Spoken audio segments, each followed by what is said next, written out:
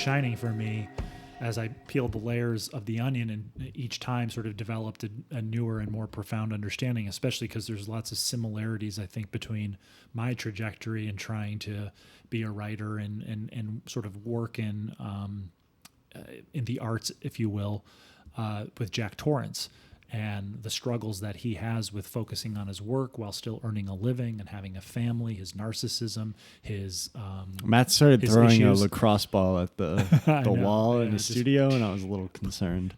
Yeah. And yeah, it terrified me, and we don't have to go into it too much, but just seeing that there are definitely times where I'm making stuff and my family gets in the way.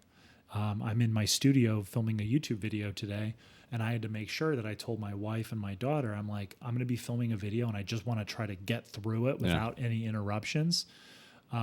Because if they walk upstairs, you can hear it really loudly on the floor and it just messes up my focus and concentration. Just like when Wendy comes in to talk to Jack while he's typing, whenever you see me typing. And there's almost like a frustration too of, and this is really interesting about The Shining and I actually, weird, because this happened this morning. Yeah. So in The Shining, part of the thing I see is like he never achieved the vision of himself that he had in his head. And so you live with that over time and it will deteriorate you. Mm-hmm. And this morning I was reading Steve Martin's autobiography, and the title is Born Standing Up. I'm only like a little bit into it, probably a quarter of the way through it. It's phenomenal. You got you have to check it out. I recommend anybody watching check it out. But he talks about his dad and his relationship with his dad. I love Steve Martin. I love Steve Martin's comedy. Yeah, The Jerk is seminal movie for me. We found The Jerk is great. Like we found the tape at the the store in Madison County. Yep. And now I've got it in the truck. But oh yeah, that's right. Yeah. I in the book though he talks about his dad, and at first his dad was kind of like always a little cold and whatever, but as time went on, his dad got very cold and detached and like not super like abusive, but kind of like emotionally abusive maybe. And there were a couple of like instances, one instance particular, but he talks about his dad always wanted to be an actor. Yep.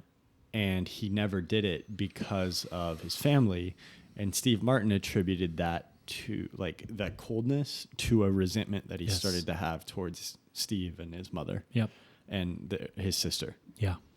And it became very evident over time, like, at least that's how he lays it out in the book, that like that resentment. And so like, that's a big thing, right? You start to resent the people you care most about because if you're not succeeding, you might attribute that to. Yeah. And The Shining, it's just a weird, I don't know. That was a connection that I just made, but yeah, that's absolutely what I see when I watch The Shining. Is like, so that resentment, like he's just taking it to 10. Well, I think. But then you can also see it completely as a ghost story of like ghosts infiltrate, like generational trauma and things like. Right. That's what makes it great. There's no one interpretation, but.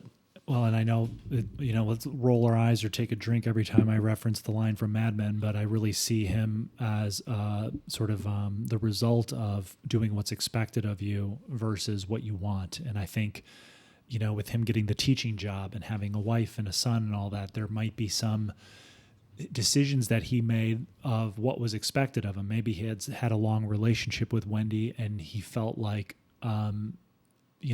it's my duty to propose marriage and get married. I love the psychoanalysis of Jack Torrance. I could spend all day doing it.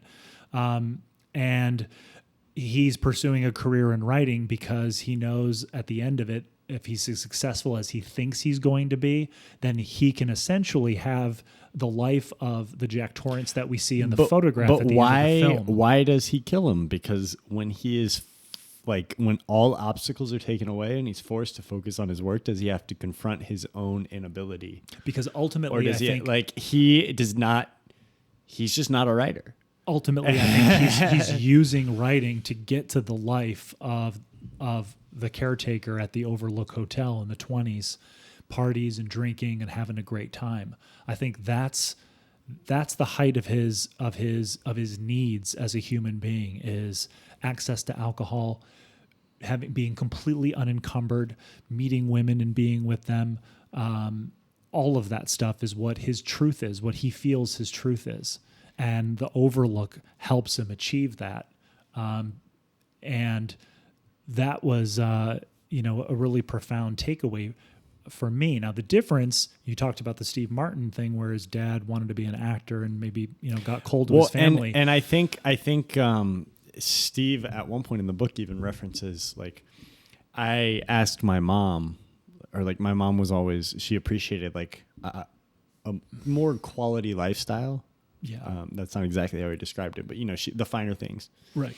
And he's like, so I always thought that my dad had to give up because of that. But then he's like, later in life, my mom clarified, I always wanted him to be a star. Yeah. He was afraid to take So for me, when I watch The Shining or hear you talk about, and we hear this all the time, where a parent had aspirations to be famous or rich or famous in an artistic way versus famous in a famous way, and they sort of stumbled into a family or maybe had kids when they weren't planning on it, that sort of thing, and then responsibility kicked in. For me, ever since I was a young man, 14, 15 years, not a young man, but a young kid, 14, 15 years old, for me, the family thing was always the first priority. Yeah. It was to meet someone I can spend the rest of my life with and have kids at some point. And for me, while I am incredibly driven and desiring of, success with what I do artistically, I'm not like Jack Torrance, where I would want the family to sort of hide, go to the curtains of the theater while I do all my stuff, or, like, hey, I'm going to go to this party all weekend. You guys, I want to, they're my top priority.